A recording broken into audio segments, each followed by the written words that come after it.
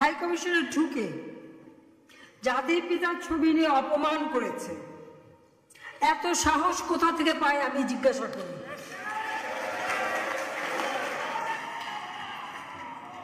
আমি জানি না আমাদের হাই কমিশনে এখন কারা বসেছিল এবং তারা সেখানে কিছুই করতে পারলো না কেন, সেটাও বড় প্রশ্ন।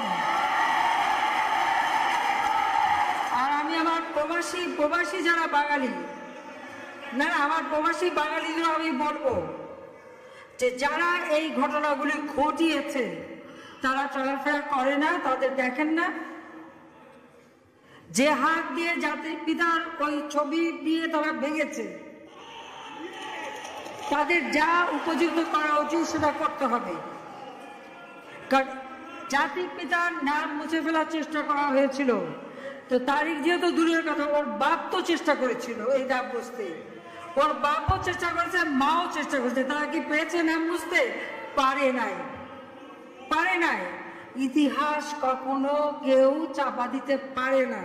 আর জাতির পিতা তার 7 মাসে ভাষণে বলে গেছে যে বাঙালিকে কেউ দাবায় রাখতে পারবে না, পারে নাই দাবায় রাখতে। আজকে এত বড় দুঃসাহস হয়ে যায়। হ্যাঁ, আমি প্রধানমন্ত্রী এসে আমারটা যা করুক ওটা আমি কিছু করি না, কিন্তু যিনি আমাদের জাতির পিতা, যার আইন আছে, সেখানে হাত দেবে এত সাহস থেকে পেল? তারিখ যে ভুলে যাচ্ছে,